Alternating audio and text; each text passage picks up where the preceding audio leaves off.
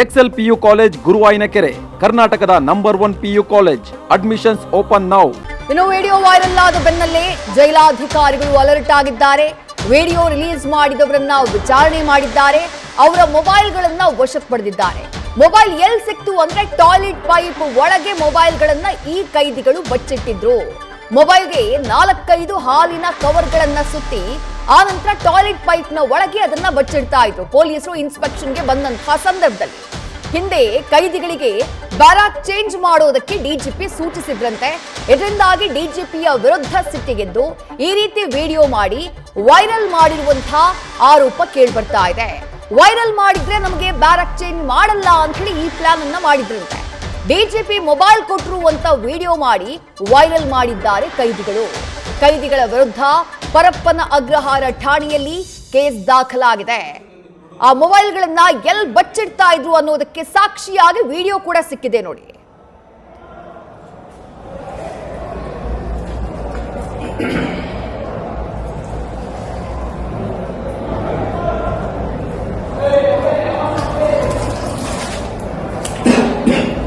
ಎಲ್ಲ ತೆಗಿ.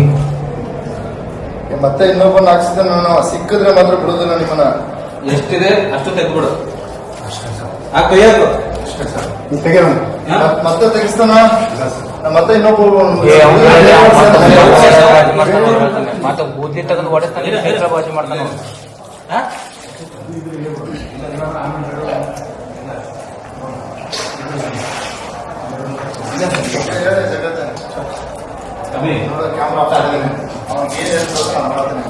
ತೆಗೆದುಕೊಡ್ಬೇಕು.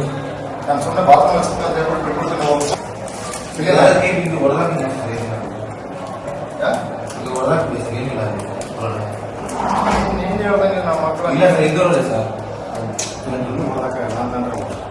ಏನೂ ಇಲ್ಲ, ಯಾವ ಫೋಕಸ್ ಆಯ್ತಾಯ್ತು, ಕರ್ಸ್ತಾನೆ ಇವಾಗ ಕರ್ಸ್ತಾರೆ ಹುಡುಗನ. ಯಾವ ನಿಮ್ಗೆ ಹೇಳಿದ್ರೆ ವಿಡಿಯೋ ಮಾಡಿ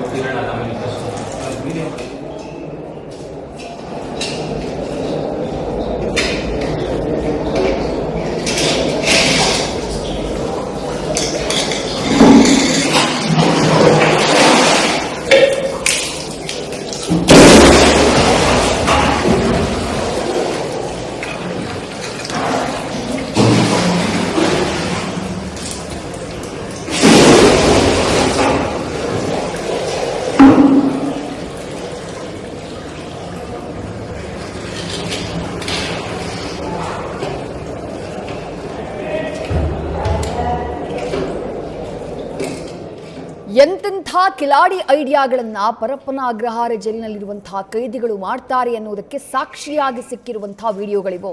ಪೊಲೀಸರು ರೇಡ್ ಮಾಡಿದಂತಹ ನಂತರದಲ್ಲಿ ವಿಡಿಯೋಗಳು ಮೊದಲಿಗೆ ವೈರಲ್ ಆಗುತ್ತೆ. ವೈರಲ್ ಆಗ್ತಾ ಇದ್ದ ಹಾಗೆ ಜೈಲಾಧಿಕಾರಿಗಳು ಅಲರ್ಟ್ ಆಗ್ತಾರೆ. ಯಾರ್ಯಾರು ಮೊಬೈಲ್ ಬಳಕೆ ಮಾಡ್ತಿದ್ದಾರೆ, ಎಲ್ಲಿ ಅಡಗಿಸಿಟ್ಟಿದ್ದಾರೆ ಅಂತ ಹೇಳಿ ಹುಡುಕೋಕ್ ಶುರು ಮಾಡ್ತಾರೆ. ಯಾರು ವಿಡಿಯೋ ವೈರಲ್ ಮಾಡಿದ್ರೋ ಅವರನ್ನ ಹಿಡಿದಾಗ ಅವ್ರ ಮೊಬೈಲ್ ಅನ್ನ ಎಲ್ಲಿ ಬಚ್ಚಿಡ್ತಾ ಇದ್ರು ಅನ್ನೋದು ಬೆಳಕಿಗೆ ಬಂದಿದೆ. ಖುದ್ದು ಪೊಲೀಸ್ ಅಧಿಕಾರಿಗಳೇ ಶಾಕ್ ಆಗಿದ್ದಾರೆ.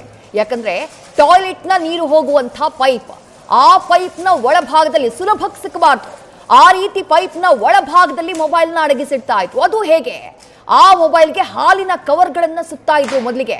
ಅದು 1-2 ಕವರ್ ಅಲ್ಲ, 4-5 ಕವರ್ಗಳನ್ನ ಹಾಕಿ ಅದಕ್ಕೆ ರಬ್ಬರ್ ಬ್ಯಾಂಡ್ ಅನ್ನ ಹಾಕಿ ಒಂಚೂರು ನೀರು ಒಳಗಡೆ ಹೋಗದೆ ಇರೋ ರೀತಿ ಸೇಫ್ ಆಗಿ ಮೊಬೈಲ್ಗಳನ್ನ ಆ ಪೈಪ್ಗಳ ಒಳಗಡೆ ಇಡ್ತಾ ಇದ್ರು. ಅದಾದ ನಂತರ ಪೊಲೀಸರು ಇಲ್ಲದೆ ಇದ್ದಂತಹ ಟೈಮ್ನಲ್ಲಿ ತಮಗ್ ಬೇಕಾದಾಗ ಆ ಮೊಬೈಲ್ಗಳನ್ನ ತೆಗೆದು ಬಳಕೆ ಮಾಡ್ತಾ ಇದ್ರು.